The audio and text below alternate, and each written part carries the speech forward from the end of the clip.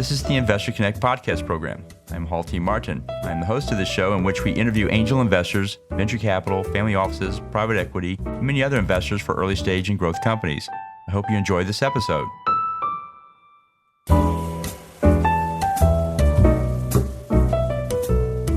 Well, hello, this is Hall Martin with Investor Connect. Today I'm here with Brandon Knicely, CEO of Xcite.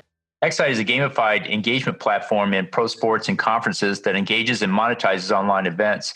They are the only enterprise-class platform empowering both mobile apps and within a browser experience. It is a big data platform with AI for real-time audience intelligence. Brandon, thank you for joining us. It's good to be here. Great. So what was your background before joining or founding Xcite? What did you do before this?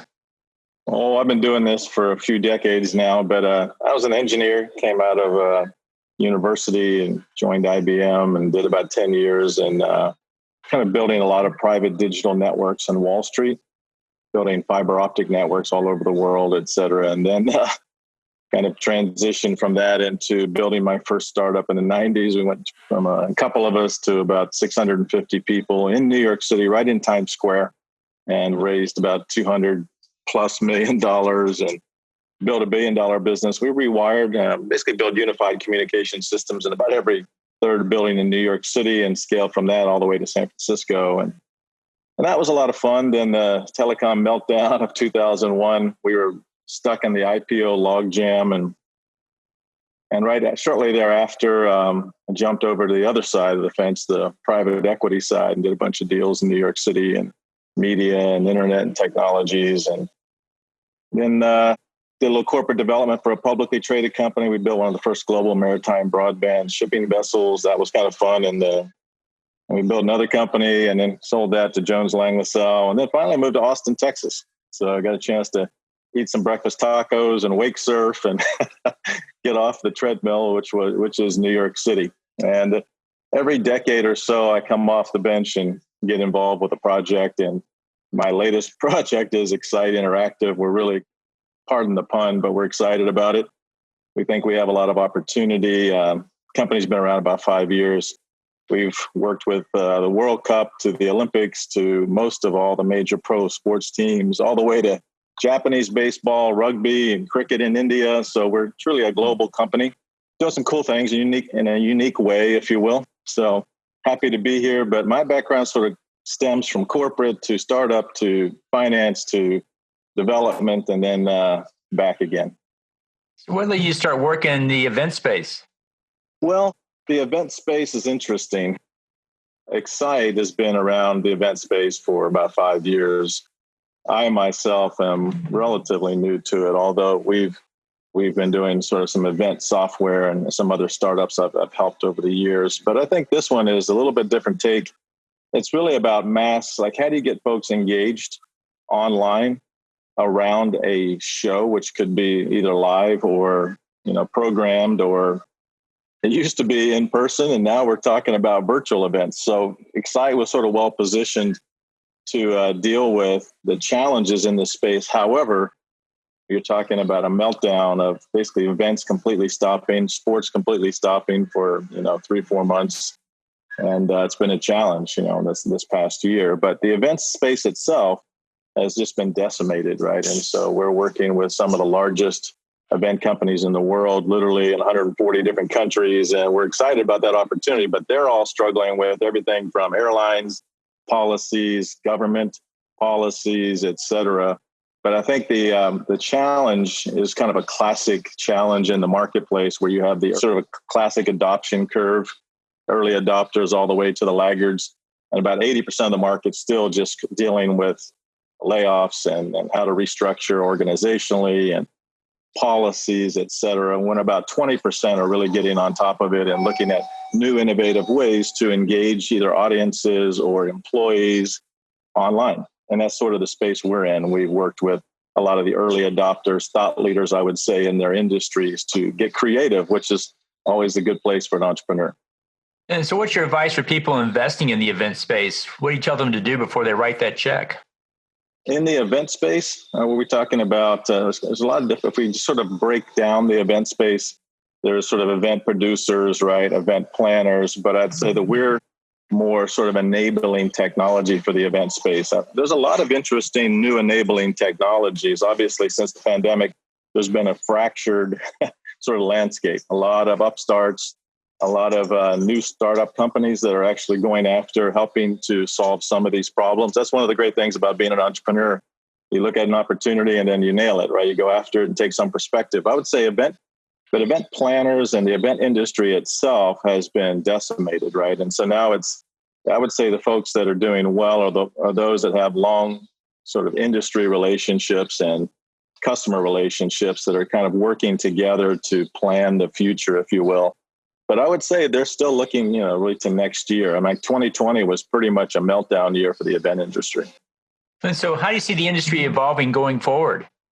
Well, if I could, I think sort of Karnak, if I could prognosticate and hit the right mark, I would say I'd be making a lot more money than I am probably right now. But I think the pandemic, there's some, I would say, clear patterns.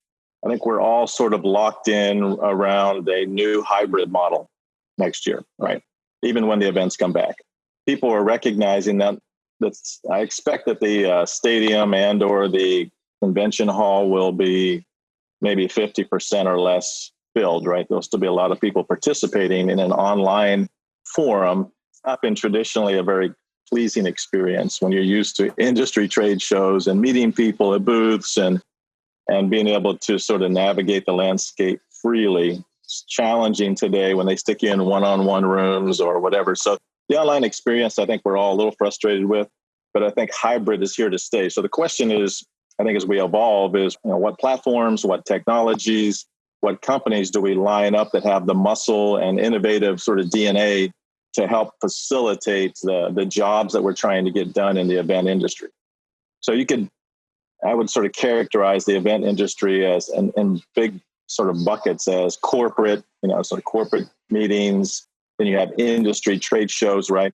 And then you have, I'll just say other, which comprises a number of different subsectors. But in across the board, the jobs you're trying to get done is you're trying to communicate with each other and you're trying to accomplish some objectives. You're trying to meet new people and you're trying to network. But at the same time, you're trying to, usually it gets to be pretty long and tedious if you're not baking in some fun. So I think if I look at broad trends for next year, those that actually can get creative in the way that they plan meetings to engage that remote audience effectively towards meeting those jobs are going to be, sort of the key winners. So what's the growth rate of the technologies platform sector inside events after COVID? Where's it going at this point? Yeah, I think in terms of the growth rate, it's been up and to the right. So the question is, and double, triple, like we've doubled our market cap this year, even in a challenging environment, right? So we expect to grow 100% per year as a minimum. But I think in the industry itself, it's very fragmented. So you have to look at, even if you look inside of audience engagement or fan engagement, a big chunk of our historical market was the sports space. And sports are big, right? All around the world and very passionate and very much early adopters of technology. But it's not a huge industry relative to the corporate industry in terms of the job of communicating internally, et cetera. And so I think when we look at the landscape from a supplier standpoint, the opportunity is off the chart. We're talking, I don't know. I haven't seen any recent reports on measuring the industry or lining the measurements up in a way that we could actually project effectively. But when I look at sort of how we break up the market and how we look at it, there's fan engagement or audience engagement. And that could be, there's lots of different approaches to that game. One is a lot of teams build their team apps, right? So you go into a stadium and you have an app. And so they're adapting those now to online events where your experience is in the app. What we do is we're kind of behind the scenes. We work with every team and every corporate entity to engage them and build new creative services and technologies into that app. And there's probably 50 to 60% of the event that doesn't download the app, especially if you're in a stadium experience. And, in that case, we use a web services construct to be a superset, if you will, of supporting both the team app as well as those that don't want to download the app and just jump in a browser and jump on and participate in the show. So I would say inside of that space of sports technology that has to do with engagement and audience engagement or fan engagement, there's probably 20 or 30 companies that are, I would say 80% of them are new in the last couple of years. And so there's a lot of, I would say there's an immaturity relative to the code base. There's a lot of underfunded companies. And so that's a question mark as to risk tolerance. If you're going to place a bet as a platform play, you want to have a company that has some longevity. So yeah, I'm not sure I'm answering your question well, but as it relates to the industry, I mean, we're talking growth rates that are multiple hundreds of percent because you started from basically zero. The whole idea of fan engagement, audience engagement, while it's not been new, I mean, in the past, we've been the market leader and first mover, and there's been probably 3 or 4 others max, and now we've got probably 20. So, and this is a global conversation, and everybody with a little bit of software capability can jump in and build some engaging sort of fan engagement tools. What I would say is there's a science and an art to building massive audience engagement, and that requires a platform play with some experience. And we do a bunch of back end, big scale, like large scale, big data analysis to give you the pulse of the audience. So there's a lot to this space. There's security protocols when you're dealing with corporate entities. You got to go through their procurement process and make sure that you've had your vulnerability testing and compliance around privacy, et cetera. So I would say there's a barrier to entry at some level truly at the corporate entity or at enterprise scale, I would say. But it's not hard in terms of just building some app that we can actually go to a team and try to stand up for a particular event. Great. So how does Xcite fit into this landscape? Where are they positioned and what exactly do they do? Okay. Yeah, we actually, the approach we've taken is we believe fundamentally that, we need to build a set of tools that help agencies, corporate entities, sports teams that have a fan base to engage their audience. And that can be in the event or beyond the event, all the social media engagement. What's really been interesting this past year is the whole market has been disrupted. The models for ticketing, when you have nobody in the stands, right, the revenue base is basically vanished. And so the question is how do we leverage the online opportunity with sponsors and advertisers to generate new mechanisms for revenue, right, that are really coming from remote users. The kind of ironic thing is this shift into online engagement has totally changed the game. When you think about where advertisers and sponsors are spending their money historically, it's to put things think about a tennis stadium, having a corporate logo there along the fence or whatever, right? It's a very passive broadcast sort of advertising play. In our play, when we're talking about remote engagement on mobile phones and on second screen experiences, as well as mobile devices like your laptop, we happen to know your phone number, where you're located, your username. And we can also characterize and understand what you're doing, what you care about, what you're interested in. In our platform, we do a bunch of sub-segments, and we segment the audience, and we can build targeting cards. If you're a horse fan or a dog fan or a bird fan or a cat lover, you can select that sort of option as you play throughout these shows, and we can sort of meta tag you as that's one of your interests. And then we can create a whole show, if you will, around your interests. Where this kind of becomes practical is, and this season is on season ticket holders. You may have a preference as a season ticket holder in a football game for the San Francisco 49ers, for example. And so we might want to build an in-stadium experience on the big board and allow you to experience that on your mobile device. Whereas if you just have a general ticket, you buy a general ticket to an event, and it might be a different show. So that ability, the irony is that while we have to transition and manage our way through to a new way of engaging, it's a much higher value proposition. We measure a thing called engagement factor, which is a combination, it's kind of a synthetic parameter of views, interactions, and clicks. So all the things you might do on a phone. For example, if we if we throw up an augmented reality race and fill the stadium with water and have two ships racing across the stadium, and we get 50,000 people to jump on and they tap their favorite logo for their ship, or it might be a team, might be a brand or a sponsor. And the more you tap, the faster your ship goes. Now you've got this interactive subconscious engagement with this brand, and you've done it 150 times. And so what's the value of that relative to just seeing something on TV? So I would say that we both know who that person is, what team they selected, how many times, how enthused they were.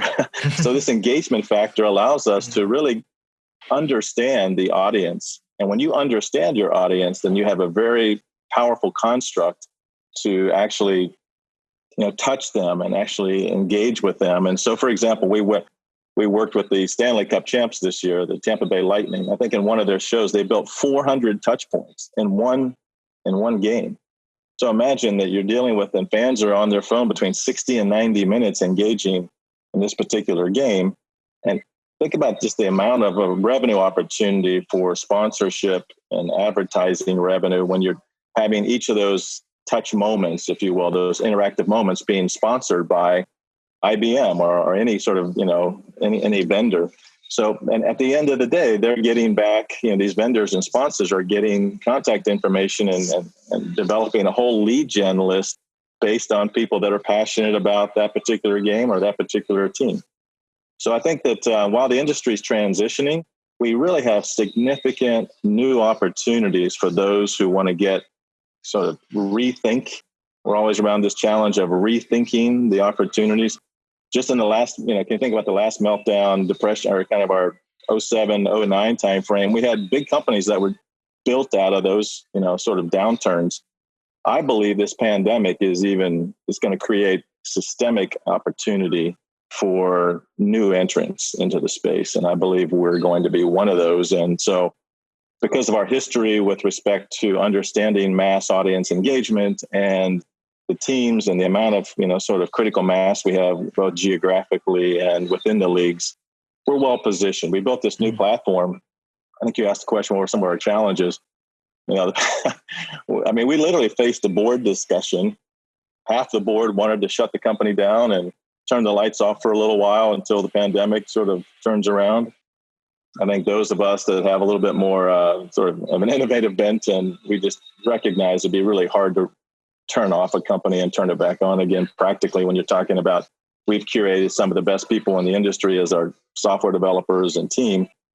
It'd be very difficult to rebuild that in a short time frame. We decided to double down. And so we kind of dug in, doubled down. We built this new extreme engagement online platform we call Zeo. And it's a complete new delivery system for interactive digital engagement. That's what I think that's what we're going to need. We're going to need a platform play, obviously cloud service scale, web services construct that can work with any app or non-app. And then it's going to be kind of a Swiss Army knife for anything you need for building hybrid events and hybrid shows and hybrid fan engagement with sort of revenue opportunities with the knobs, if you will, to engage advertisers and sponsors and generate real revenue. And then you have the significant big data play. We do a bunch of sort of machine learning algorithms to look at autonomic. We actually do things with, kind of auto segmenting the audience based on who they are and what they're doing, et cetera. We have a lot of cool things we can do downstream from a technology standpoint. But I would say that what this pandemic has done for us is really challenged us to recreate ourselves, really, with our knowledge that we had historically, and to look ahead what we felt like the industry is going to need over the next 3 to 5 years. Great. Sound like you're fostering audience participation in a brand new way, and it's the right product for the right time. In the last minutes that we have here, what else should we cover that we haven't? Well, we moved this company from Colorado to Austin, Texas recently. We love Austin. We think Austin's a great central place to operate out of. The company, we went through a capital raise just this year. We've raised a little over $1.5 million during this summer, and we're starting our Series A. We're sort of warming it up right now. And so we've priced the company at sort of during pandemic pricing, and now we're coming out. We think that probably break out, and we think that we'll break out between Q1 and Q2 this next year. And so we're working on that. And So we'd love to welcome anybody that wants to take a look at partnering with us and or have an investor appetite. We'd love to talk to them as well. I think from a general, let's just call it return to sports and market kind of return standpoint, I think that we're probably still 6 months away from any kind of normalcy. I think that our platform allowed us to return a little bit faster because it meets some of these needs. But I can tell you the industry is still suffering. It's going to take some time for us to kind of return completely to fans in the stands at any critical mass. And so everybody is going to need to wrestle with this thing. We're going to move from the early adopters to the early majority now. People are going to have to start thinking about how to generate new revenue, for these events and for these shows. We're excited to be, I think, one of the new kind of entrants into, I would say, Austin relative to sports technology, and we have critical mass there. So we're excited to try to anchor some conversations here in Central Texas, around the world. I'm actually learning a lot about, there's some really cool sports in India that I've never heard of that it'd be fun to we could spend a whole show talking about some of these sports I've never heard of, but quite interesting mix of wrestling and touch and tag and kind of fun stuff. We're actually working. I think one of the things that's kind of fun, Hall, is this working with Polish Rugby League, wheelchair rugby league. Oh, wow. So I think what's interesting, when you think about what's interesting about us, I think, is we're able to enable brand new audience, or having all these audiences that have not been able to participate in a show, to allow them to really engage. So nobody likes to be talked at, but historically we've just broadcast. We've not had an engagement with our audience. And so here's a great example: Polish Wheelchair Rugby League, fantastic event, and it's sort of in the category of Paralympics, if you will. And you have an audience for anybody, there's a huge audience all around the world that would love to watch that.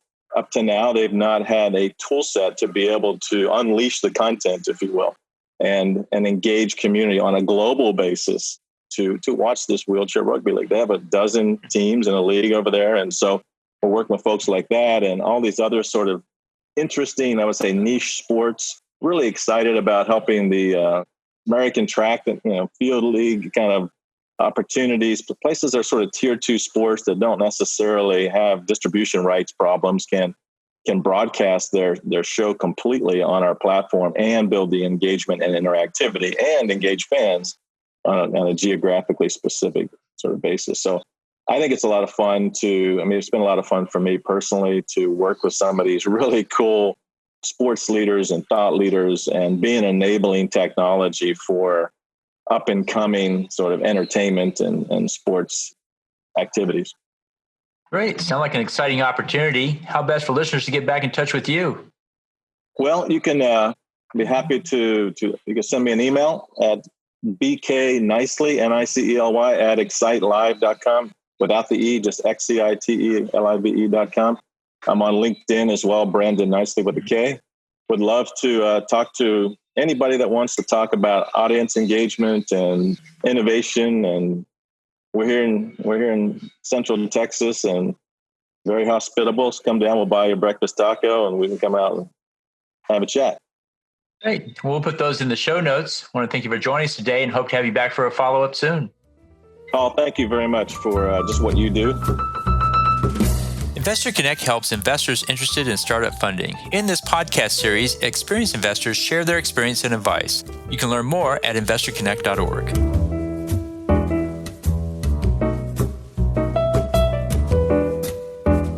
Paul T. Martin is the director of Investor Connect, which is a 501c3 nonprofit dedicated to the education of investors for early stage funding.